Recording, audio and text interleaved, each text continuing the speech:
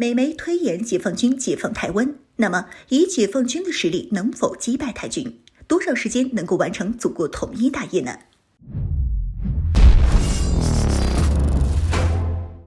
？Hello， 老铁们，大家好，欢迎收看本期迷彩虎，我是虎妞。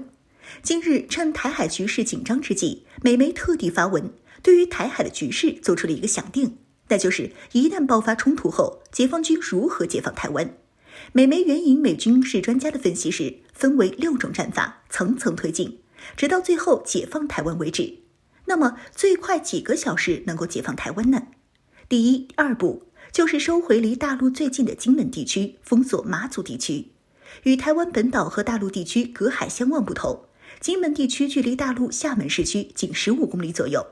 而且台当局在金门马祖部署了相当数量的防空导弹和对空搜索雷达。此前据传台军方甚至把火箭炮部署到了此地区，因此一旦爆发冲突，金门马祖地区对于大陆的威胁是要高于台湾本岛的。所以冲突伊始，解放军将迅速对其雷达和防空导弹阵地进行远程打击。与此同时，海军陆战队将登陆此岛屿，从台军手里收回属于大陆的领土。而马祖地区离大陆距离较远，为30千米左右，而且同样离台湾本岛甚远。台军方在岛上部署了天宫系列防空导弹，第一时间摧毁即可，使其不能对解放行动进行干预。至于是否迅速收回岛屿，视情况而定。第3、4步封锁台海海峡和领空。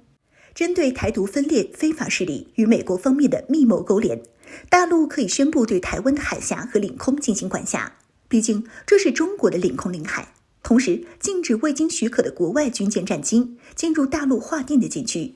必须经过报备和批准才能进入或通过。针对岛内则提出不准起飞客机等，以防止台岛势力领导人趁乱逃出岛内地区，前往其他西方国家继续从事分裂中国的行为。第5步，对台湾岛内军事设施进行导弹打击。随着局势的恶化，台湾岛内的各种军事设施将被解放军导弹第一时间摧毁，包括6个台岛内大型空军基地、数个海军大型港口，以及所有的台军重兵集结阵地、雷达、导弹基地等高价值目标。从空中、地面、海上3个维度发射大量的高超音速导弹、巡航导弹、弹道导弹、精确制导火箭弹，对其进行全面的火力覆盖，基本上可以在1小时内全部摧毁台军的重要军事设施。此举将对台军造成致命打击。机场跑道被摧毁，防空雷达被打掉后，台军将失去起飞战机和防空能力。海军由于港口被摧毁，战舰被击沉，也将失去制海权。因此，台军方无力抵抗后续的解放军解放台湾行动。第6步，收尾工作，完全彻底解放台湾。由海军主战舰艇组成的大型水面舰队前往台湾地区，其中包括航空母舰、驱逐舰和大型登陆舰艇，和大型民船搭载数十万解放军和主战坦克等装甲车辆抵近台湾登陆。空中由解放军战斗机、无人机提供火力支援，此外还包括陆航的武直10和075两栖攻击舰的舰载武直，提供近距离的火力支援。海上舰队航母舰载机将搭配空军的预警机和隐形战机护卫登陆舰队，先头部队上岸之后，迅速建立滩头防御阵地，为部署气垫登陆艇、部署主战坦克争取时间。凭借海军舰炮和武装直升机以及无人机的支援，抵挡住台军装甲集群的联合攻势。随后待主力部队上岸，迅速向敌纵深大量投放装甲与机械化部队，分割前线大量承建制台军装甲旅和机步旅。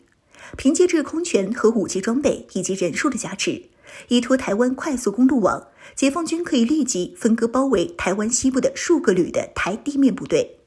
大量歼敌的同时，将在台陆军的防线撕裂一个大口子，随后便可继续突击，直到包围台军为止。预计耗时12至24小时，作战将会非常顺利，因为台军兵员素质参差不齐。现在台陆军的义务兵服役年限为4个月，相当于解放军普通士兵服役年限的16%，因此兵员素质上解放军是占据绝对优势的。此外，在武器方面也是解放军呈碾压态势，而台军装备的主战武器均为美国购买的2手落后武器，和解放军没有可比性。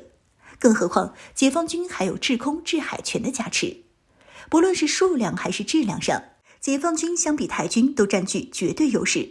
一旦解放军成功建立滩头阵地，那么台军将在24至48小时重建至被解放军歼灭。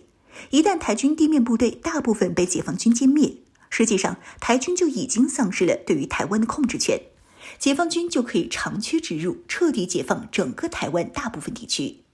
最后经过综合分析，解放军从冲突伊始开始计算，将在48至72小时内彻底的完成祖国统一的历史大业。当然，虽然这是美媒的分析，但虎妞认为这也是大差不差，还是具有一定道理的。美媒这次算是找了个正经专家讲了实话，毕竟在绝对的实力面前，台军将在解放军的立体攻势下迅速土崩瓦解，草莓兵怎能是解放军钢铁战士的对手？